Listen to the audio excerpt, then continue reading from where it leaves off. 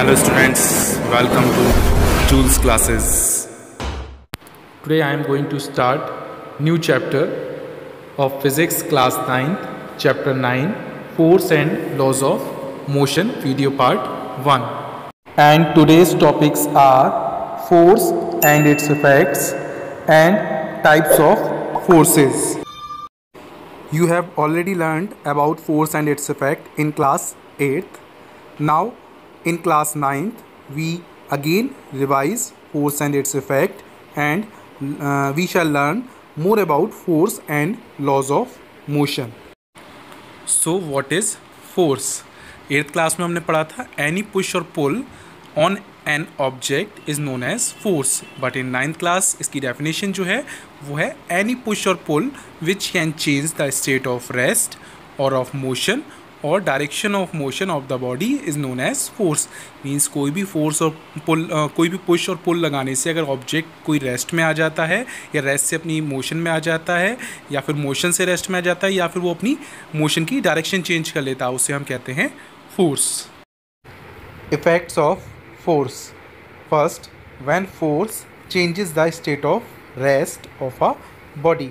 मतलब जब फोर्स लगाने से कोई ऑब्जेक्ट रेस्ट में होता है, मोशन में आ जाता है, तो वो भी इफेक्ट होता है फोर्स का. मतलब कोई ऑब्जेक्ट रेस्ट में, उसे हम फोर्स लगाने से रेस्ट मोशन में ले आते हैं. फॉर एग्जांपल फुटबॉल रखी हुई है, हम उसमें किक करेंगे तो मतलब हमने फोर्स लगाया और वो फुटबॉल जो है वो क्या होगी, मोशन में आ जाएगी. Second, when force brings a moving object to rest.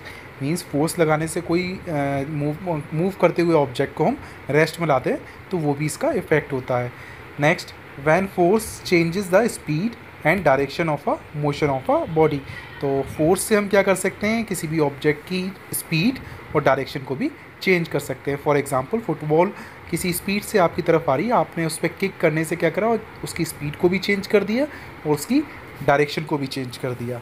Next one, when force changes a shape of a body. तो फोर्स लगाने से क्या होता है, बॉडी, किसी भी बॉडी या ऑब्जेक्ट की शेप भी चेंज हो सकती है. जैसे बैलून को हम फोर्स लगा के उसको हम चेंज कर सकते हैं उसकी शेप को. नाउ 8th में आपने रीड करा था कि फोर्सेस जो होती हैं वो 2 टाइप्स की होती हैं, contact forces and second one is non contact forces. तो कॉन्टैक्ट फोर्सेस क्या होती हैं, जो हम किसी को टच करने से फोर्स लगाते हैं, और नॉन कॉन्टैक्ट है जो हम विदाउट टच हम किसी पे फोर्स लगाते हैं.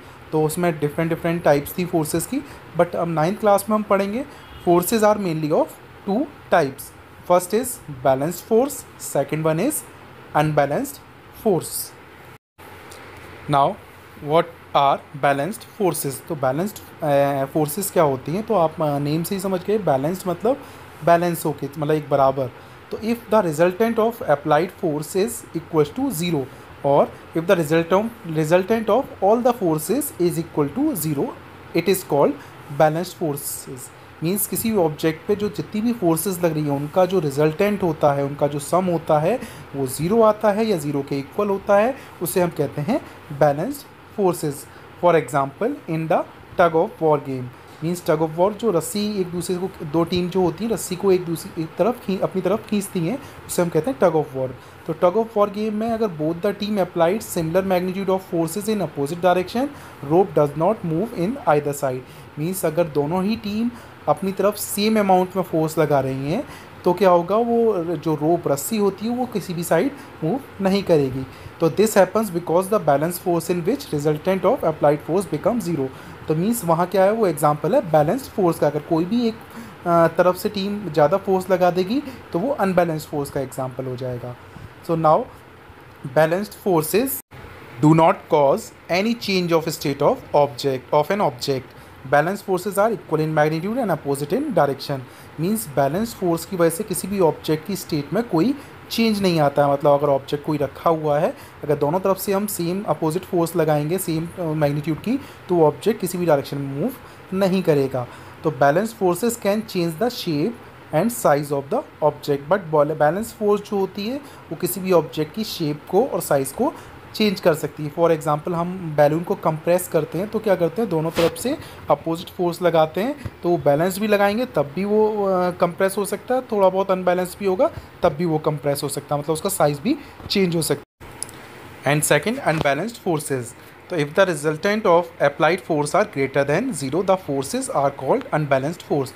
इफ मीन्स अगर किसी भी ऑब्जेक्ट पे हम फोर्स लगा रहे हैं, उसका चारों तरफ से जितनी भी फोर्स लगा रहे हैं उनका जो सम होता है, अगर वो ज़ीरो से बड़ा आता है या ज़ीरो से ज़्यादा आता है तो उसे हम कहते हैं अनबैलेंस्ड फोर्स। तो इसे हम ये भी कह सकते हैं if the resultant of all the applied forces are greater than zero, means जो भी फोर्सेस लग रही हैं उस ग्रेटर देन ज़ीरो हैं तो वो अनबैलेंस्ड फोर्स का एग्जाम्पल है। An object in rest can be moved because of applying balance forces. तो ऑब्जेक्ट जो होता है वो रेस्ट में है अगर वो मूव कर रहा है because of applying balance forces की वजह से। अब अनबैलेंस से हम क्या कर सकते हैं, तो अनबैलेंस से हम किसी भी स्टेशनरी ऑब्जेक्ट को मूव करा सकते हैं, जैसे बैलेंस फोर्सेस से करा सकते हैं। Increase the speed of the moving object, हम किसी भी ऑब्जेक्ट की स्पीड इंक्रीज़ कर सकते हैं। फॉर एग्जांपल कोई चीज़ पहले से मूव, मतलब एक फुटबॉल पहले से मूव कर रही है और उस पर आपने किक कर दिया तो क्या करा, उसकी स्पीड को इंक्रीज़ कर दिया, वो अनबैलेंस का एग्जांपल है। सेकंड, डिक्रीज़ भी कर सकते हैं आप speed of a moving object. Fourth one, stop a moving object, किसी भी ऑब्जेक्ट को आप स्टॉप कर सकते हैं। और last one is change the shape and size of an object. तो मैंने जैसे बैलेंस्ड में बताया था, तो अनबैलेंस्ड फोर्स भी किसी भी ऑब्जेक्ट की शेप और साइज़ को चेंज कर सकती है। Here we end with this video. In the next video we will read about Galileo's experiment and Newton's first law of motion. Thanks for watching this video.